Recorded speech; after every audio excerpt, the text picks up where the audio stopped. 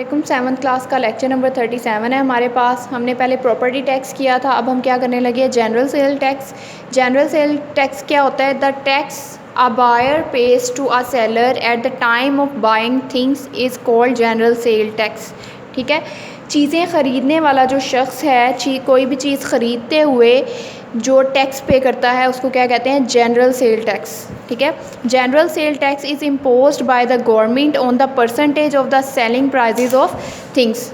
ठीक है, अब ये जनरल सेल टैक्स जो है वो चीज़ों की कीमतें फ़रोख्त पर फ़ीसद के मुताबिक गवर्नमेंट जो सी है वो इम्पोज करती है। In Pakistan its rates varies from 0% to 25%।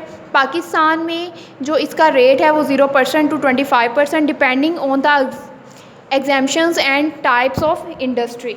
ठीक है, सनत की इकसाम और छूट को मद्देनज़र रखते हुए इसकी शरह 0% से लेकर कितने परसेंट तक होती है? 25% तक।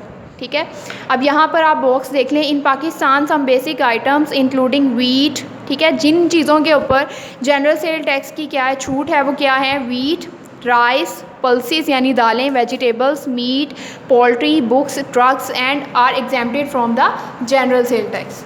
ठीक है, अब यहाँ पर इस बॉक्स में देखें, यहाँ पर लिखा हुआ है कि the standard rate of sales tax in Pakistan is 17%।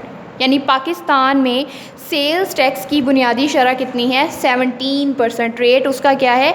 17%।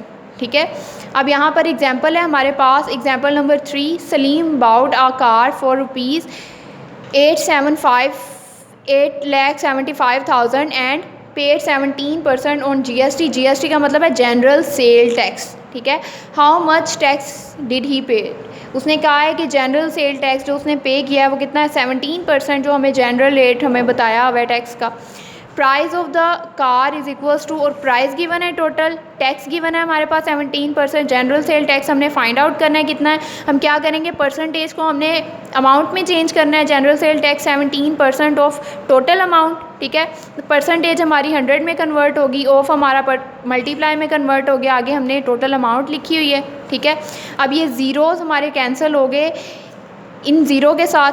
ठीक है, बाकी हमारे पास रह गया 17 मल्टीप्लाई 8,750। ठीक है, इनको आपस में मल्टीप्लाई किया तो हमारे पास अमाउंट आ गई।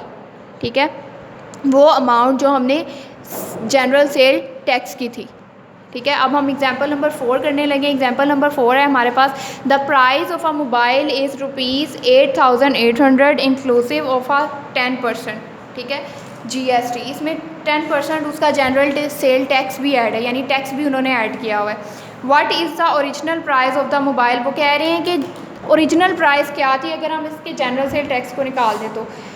Price of the mobile is 8,800।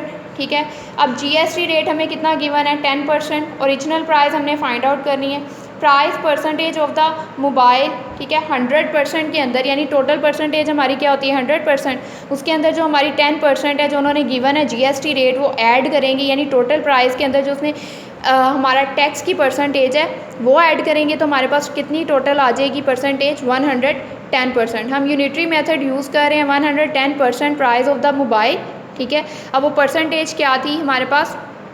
Rupees 8,800, यानी ओरिजिनल प्राइस के ऊपर उसने टैक्स भी तो लिया, और टैक्स का वो जो ले रहा है वो क्या है? 10%। ठीक है, अब अगर 1% प्राइस ऑफ द मोबाइल हम देखेंगे तो वो है रुपीज़ 8,800 डिवाइडेड बाय उसकी जो परसेंटेज है उसके ऊपर हम डिवाइड कर देंगे। ठीक है, अब 100% ऑफ द मोबाइल इज़, क्या करेंगे कि हमने परसेंटेज में, अगर आंसर परसेंटेज से हम कन्वर्ट कर रहे हैं, ओरिजिनल प्राइस फाइंड आउट कर रहे हैं, तो 100% के साथ इसको मल्टीप्लाई करेंगे इस परसेंटेज को। तो जब हम कटिंग करेंगे, कटिंग के बाद हमारा आंसर आएगा 8,000 rupees. 8,000 the original price of the mobile is rupees 8,000, और जो 800 है ऊपर वो हमारा क्या था? टैक्स। ठीक है।